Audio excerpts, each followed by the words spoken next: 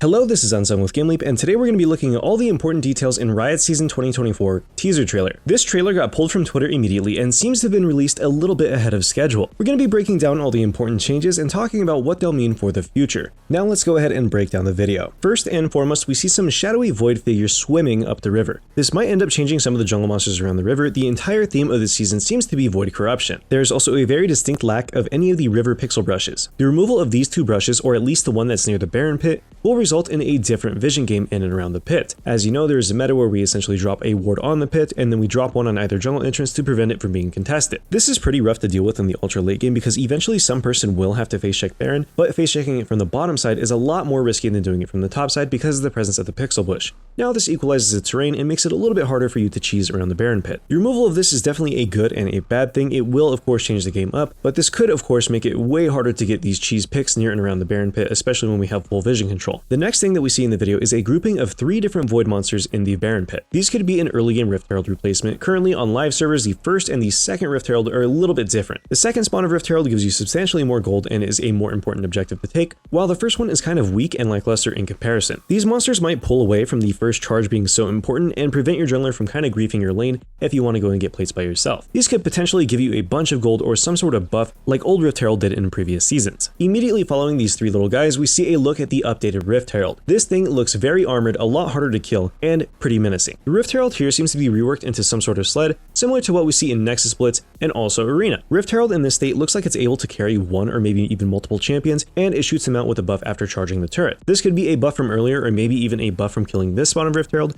to kind of revert top lane to what it was before. Way in the past, Rift Herald had a different look, and it also gave you a buff that lasted for a set duration that made you significantly stronger. It was an energized attack paired with a lot of damage reduction. As we see, the new buff seems to be some sort of shield or maybe even that same damage reduction that we had previously with some other lingering purple effect. It's really important to see that this new Rift Herald does shoot out a whole bunch of minions similar to Bel'Veth's Remora as well after it does complete charging the turret. The little minions that are shot out have some sort of enrage buff on them. This looks to be the taunt buff that's in the game currently, so they're probably taunted or berserked towards the turret. This is actually a pretty cool change because it means multiple things. First and foremost, when Shelly actually does charge into the turret, she loses a very fat amount of her health and then immediately turns around to show their eye. During this time period when there are no minions around, it is way too hard to actually walk up and interact with the turret because we'll end up taking aggro immediately after Shelly is killed. If she gets bursted or her eye gets struck, we are 100% taking aggro here. These little mini minions will prevent that from happening and maybe give us 3 to 4 extra turret shots. It does look like there is 2 to 3 of these little voidlings that spawn on either side of the Shelly. It would make sense if those little mini monsters did turn into the enhanced Rift Herald because this is a super strong tempo advantage if we do get a hold of this buff. I'm really interested to see the new charging mechanic and how this sled comes into play.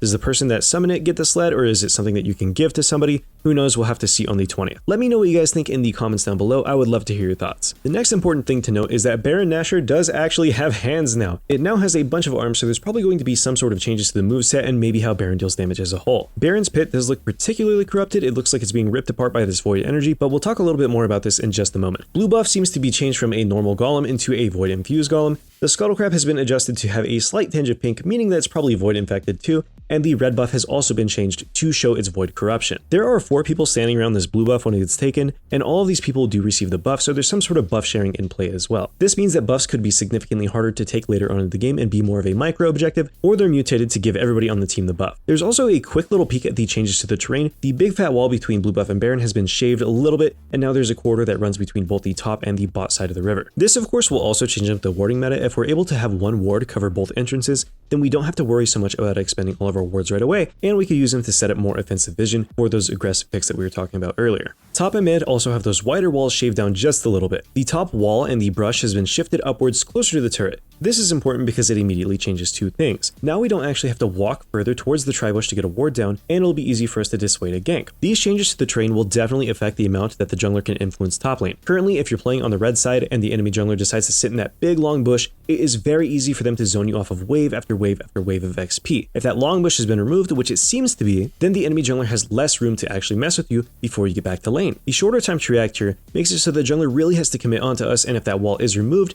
then they're going to be stuck between 2 pieces of terrain with no way out. Great changes. Top on red side definitely needed to be looked at. Speaking of a solo lane on red side, let's go ahead and shift down to the mid lane. The giant wall there has had a swath cut through it, which opens immediately into the jungle. This is kind of scary for the mage mid laners. There's actually a viable gank path in this angle now. If the map is mirrored on either side, then it's basically going to be impossible to safely scale and play a control mage underneath your tower now. you'll actually have to take some risk. This terrain change is going to affect high elo and the professional play meta 100%. Mid is without a doubt the hardest lane to actually dive because of the huge pieces of terrain that surround the turret. It makes it very hard for you to access, and you have to come over a wall, or you have to come from behind turret through vision immediately. Control mages are very reliant on positioning, and if we're able to get into position here, this is a very deadly situation. There might be a comeback of assassins, especially in professional play, but it's too early to tell. The area around mid lane changes further, especially near the Baron Pit. A huge part of Baron Pit gets torn away here, and we could see a gigantic swath of open space. That same pixel bush from before also seems to be missing here. If we look back to what we saw earlier, the Baron Pit was normal in these pictures. So what does this mean for the pit? Right now I have two ideas as to why this is. Baron either disintegrates the map as the game goes on to open it up a little, or the elemental drakes affect this terrain and change how the Baron Pit is shaped. This is speculation from my end, it could work in a completely different way, but this is what's most logical to me.